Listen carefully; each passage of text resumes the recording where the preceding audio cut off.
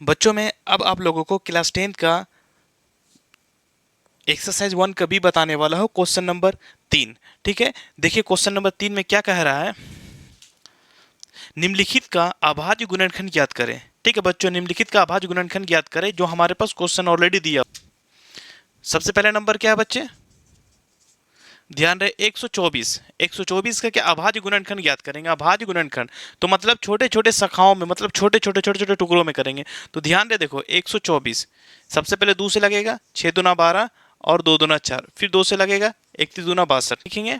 इसलिए 124 बराबर में 2 गुने 2 गुने 31। ठीक है, अब इसको हम इस टाइप से भी लिख सकते हैं, 2 का स्क्वायर और 31, ये हमारे निकल गया। ठीक है बच्चों, और 2 नंबर का क्या है, देखिए 156। तो 156 का भी हम अभाज्य गुणनखंड 2 से काटेंगे, 7 दूना 14, 8 दूना 16, फिर 2 से काटेंगे 39 दूना 78, फिर 3 से काटेंगे 13 तिया 39। ठीक है, तो हम इसको इस टाइप से लिख सकते हैं, 2 गुने 2 गुने 3 गुने 13। फिर हम इसको इस टाइप से भी लिख सकते हैं, इसलिए 156 बराबर में 2 का स्क्वायर गुने 3 गुने 13। ठीक है, ये हमारे पास निकल गया।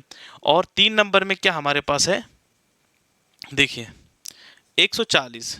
ठीक है बच्चों, तो 140 का हम फिर से निकालते हैं अभाज्य गुणनखंड। 7 दूना 14 मतलब 70 दूना 140, फिर 2 से काटेंगे 35 दूना 70, फिर 5 से काटेंगे 7 पचे 35। तो देखिए 2 गुने 5 गुने में 7, इसलिए हम इसको इस स्टेप से भी लिख सकते हैं, 140 बराबर में 2 का स्क्वायर गुने 5 गुने 7।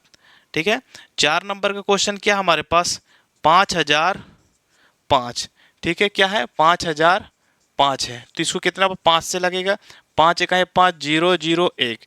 ठीक है, तो हम इसको इस टाइप से लिख सकते हैं, 5 गुने 1001। ठीक है, तो ये हमारे पास एचसीएफ हो गया इसका। इसका ज़्यादा होने वाला नहीं है। अब 6 नंबर में क्वेश्चन क्या दिया हुआ हमारे पास, 32,760। ठीक है, तो अब हम 32,760 का हम पहले अभाज्य गुणनखंड करते हैं। 2 से काटेंगे, 16 दूना 32 और 3 दूना 6, 8 दूना 16 और 0, फिर 2 से काटेंगे, 8 दूना 16, 19 दूना 38, फिर 0 काटेंगे, फिर 2 से 4, फिर देखिए 2 से काटते हैं तो क्या आएगा, 4095। ठीक है, अब इसको हम 5 से काटते हैं, 8 पचे 40 और 19 पचे 95। ठीक है बच्चे, 19 पचे 95।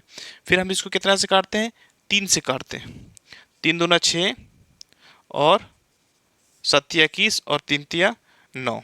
ठीक है, 27 तिया 81, 3 तिया 9। फिर हम इसको 3 से काट सकते हैं, 9 तिया 27 और 1 91। ठीक है, फिर हम इसको 7 से काट सकते हैं, 13 सती 91।